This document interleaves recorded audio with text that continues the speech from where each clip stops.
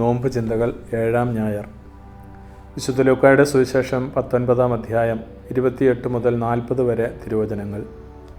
ഈശോയിൽ സ്നേഹമുള്ളവരെ, ഇന്ന് വലിയ നോമ്പിലെ അവസാന ഞായർ. ഇന്നു മുതൽ നാം വലിയ ആഴ്ച എന്ന് വിളിക്കുന്ന പീഡാനുഭവ വാരത്തിലേക്ക് പ്രവേശിക്കുന്നു. വലിയ ആഴ്ചയുടെ കവാടമായ ഓശാന ഞായർ നാം ഇന്ന് ആചരിക്കുകയാണ്. ഈശോ തൻ്റെ അന്ത്യയാത്രയുടെ അവസാന ഘട്ടത്തിലാണ്. ഈശോയുടെ രാജകീയമായ ജെറുസലേം ദേവാലയ പ്രവേശനമാണ് ഇന്നത്തെ മുഖ്യ ആകർഷണം.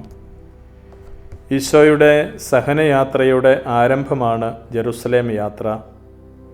ഈശോ ഈ യാത്രയ്ക്കായി നന്നായി ഒരുങ്ങിയിട്ടുണ്ട്. തൻ്റെ ശിഷ്യരെയും ഈശോ അതിനായി ഒരുക്കുകയാണ്. കഴുതക്കുട്ടിയെ കൊണ്ടുവരാനും മറ്റും ഈശോ ശിഷ്യർക്ക് വ്യക്തമായ നിർദ്ദേശങ്ങൾ നൽകുന്നു. ഈശോ തന്നെ മുൻകൈയെടുത്ത് ഈ ദിവസം അനശ്വരമാക്കുന്നതാണ് നാം കാണുക. ശിഷ്യന്മാർ ഈശോ നിർദ്ദേശിച്ചതെല്ലാം കൃത്യമായി ചെയ്യുന്നു. രക്ഷാകര ദൗത്യത്തിലുള്ള ശിഷ്യരുടെ ആത്മാർത്ഥമായ സഹകരണത്തെ ഇത് സൂചിപ്പിക്കുന്നു. വിനയാന്വിതനായി സമാധാന രാജാവായ ഈശോ ജെറുസലേമിൽ പ്രവേശിക്കുന്നു. പടക്കുതിരയുടെ പുറത്ത് വിജയഭേരി മുഴക്കിക്കൊണ്ടല്ല, കഴുതക്കുട്ടിയുടെ പുറത്ത് സൗമ്യനായ സമാധാന രാജാവായി അവിടുന്ന് കടന്നു വരുന്നു.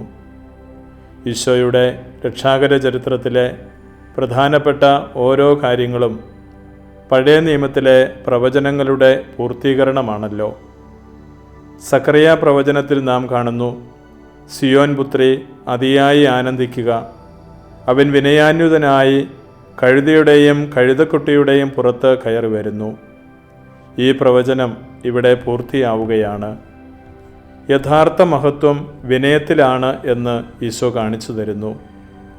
തങ്ങൾക്കായി ശബ്ദിക്കാനും തങ്ങൾക്ക് ശക്തി പകരാനും ഒരാളുണ്ടെന്ന ചിന്ത അവരിൽ വേര് പിടിക്കാൻ തുടങ്ങിയപ്പോൾ ഈശോ കഴുതപ്പുറത്ത് അവരുടെ മുമ്പിൽ പ്രത്യക്ഷപ്പെട്ടു. ഈശോയെ കണ്ടതും അവരുടെ ഉള്ളിലെ പ്രതീക്ഷയുടെ ചെറിയ വെട്ടം ആളിക്കത്താൻ തുടങ്ങി. സ്തുതിയും ആരാധനയും മുഖരിതമാക്കിയ തെരുവിൽ ജനമാർത്തു വിളിച്ചു, ഹോസാന, കർത്താവിൻ്റെ നാമത്തിൽ വരുന്ന രാജാവ് അനുഗ്രഹീതൻ. ഹോസാന എന്ന വാക്കിൻ്റെ അർത്ഥം ഞങ്ങളെ രക്ഷിക്കണമേ എന്നാണെങ്കിലും ജനത്തിൻ്റെ പ്രതീക്ഷയുടെ അനേകം മാനങ്ങൾ ഈ വാക്കിലുണ്ടായിരുന്നു. തങ്ങളുടെ രക്ഷകൻ, തങ്ങളെ രക്ഷിക്കാൻ കഴിയുന്നവൻ നീ മാത്രമാണ് എന്നുള്ള അവരുടെ ഒരു ഏറ്റുപറച്ചിലായിരുന്നു അത്. ഈശോയുടെ സാന്നിധ്യത്തിൽ പ്രതിധ്വനി കൊണ്ട ശബ്ദത്തിൽ വിമോചനത്തിന് വേണ്ടിയുള്ള ഒരു ദാഹമുണ്ടായിരുന്നു. ഓശാനയുടെ ഓർമ്മപ്പെടുത്തലുകൾ പലതാണ്. ജനം തന്നെ രാജാവാക്കാൻ ശ്രമിക്കുമ്പോഴും രാജകീയ പ്രൗഢി സ്വീകരിക്കാൻ സാധിക്കുമ്പോഴും എളിമയും വിനയവും ശാന്തതയും കൈവിടാത്ത ഈശോ, യഥാർത്ഥ രക്ഷകനെ തിരിച്ചറിഞ്ഞ ജനത്തിൻ്റെ നിലവിളികൾ, രക്ഷകൻ്റെ മുമ്പിൽ സർവവും സമർപ്പിച്ച് തങ്ങളുടെ യഥാർത്ഥ രക്ഷകൻ അവിടുന്ന് മാത്രമാണ് എന്ന് ഏറ്റുപറയുന്നവർ.